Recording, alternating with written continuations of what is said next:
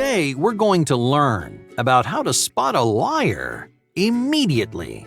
Now, let's begin. Number 1. One question, 3 ways. If you want to know if someone is lying, just try asking the same question in 3 different ways. This technique is designed to uncover patterns in the way people lie. Now, most of the time when someone makes something up, they've got their lie planned out. They know what words they're going to say. They know what details they're going to mention. So when you ask the question once, they'll have a well-planned answer ready and waiting. But what happens when you ask it again in a different way? If they were telling the truth, they might include some new details or tell the story differently. But if they're lying, they only planned one answer, so they're going to stick to the script. They'll rehash the same details or even use the same phrases as before. And when you ask a third time, it gets even more obvious.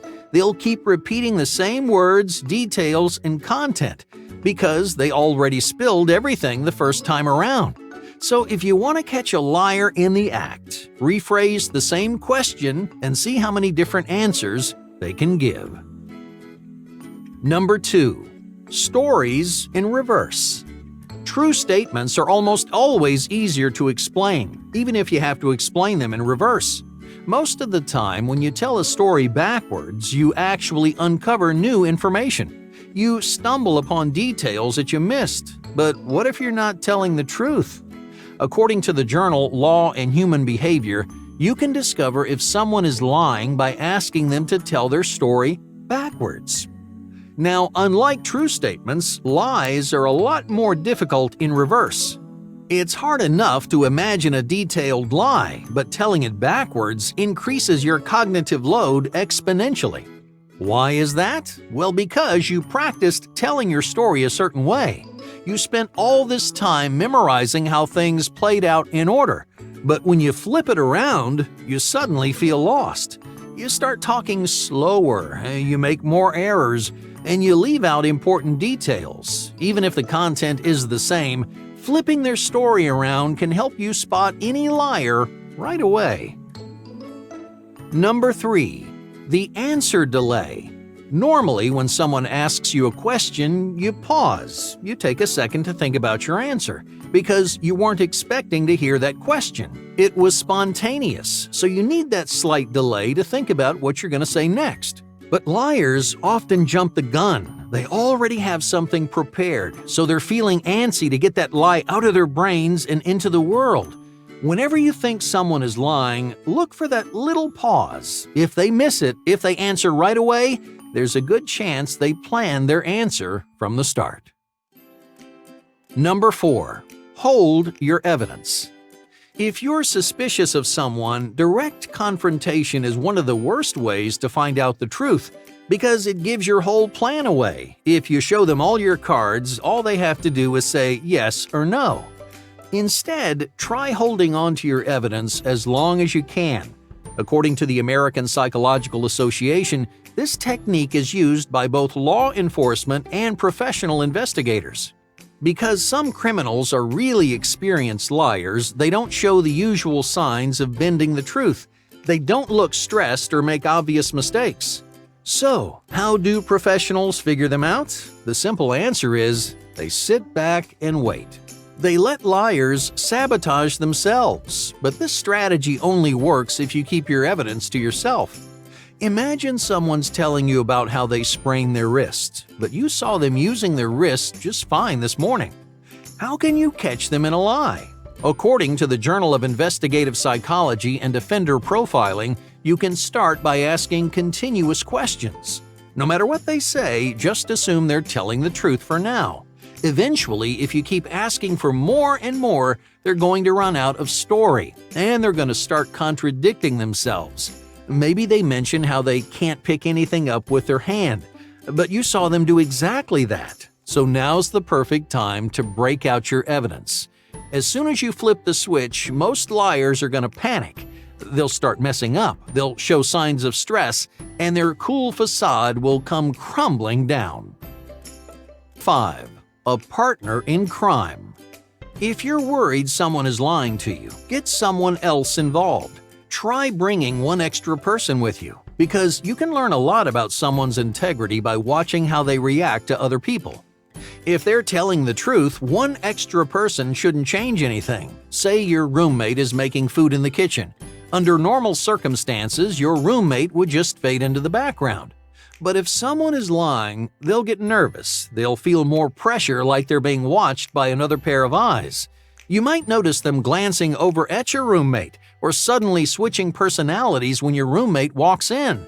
If you notice any of these changes, there's a good chance you're being lied to. Number 6. Expect the unexpected.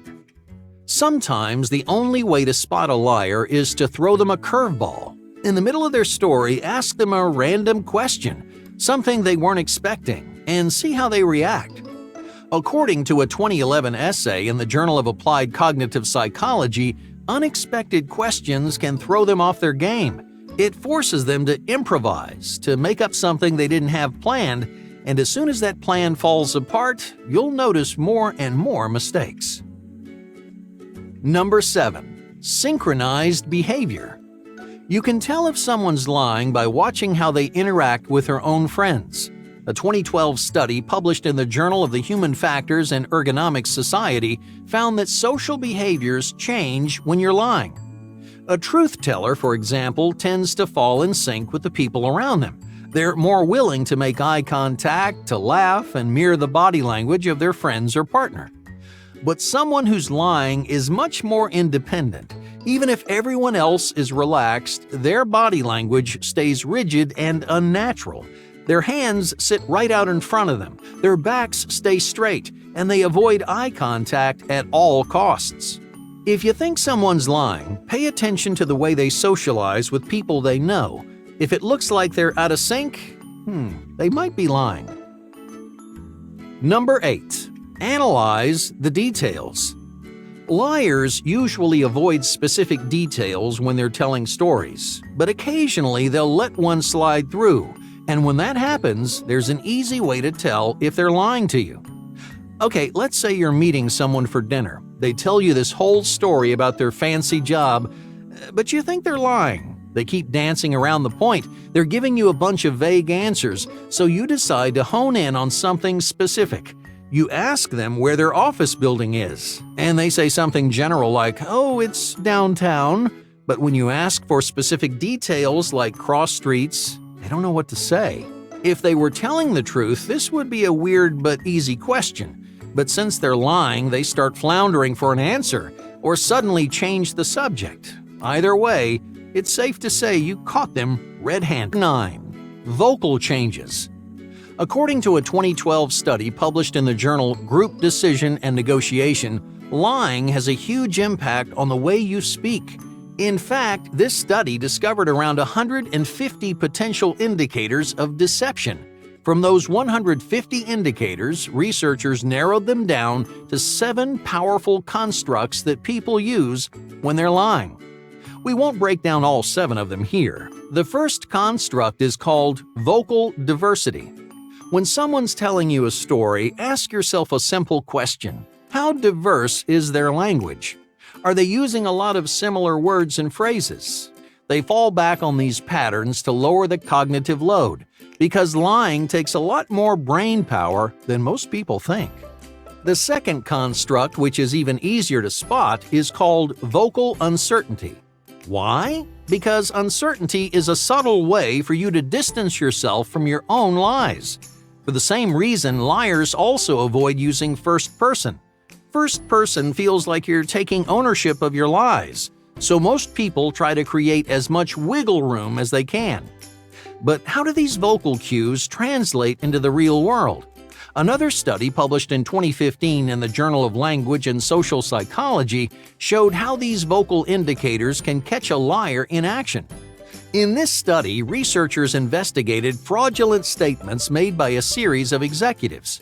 From these real recordings, researchers applied vocal constructs to figure out who was lying and who wasn't. It turns out these executives made a lot of the same vocal mistakes. They used vague words, simplified their language, and consistently avoided first-person statements. So if you notice someone making these same changes to their speech, you might have found yourself a liar.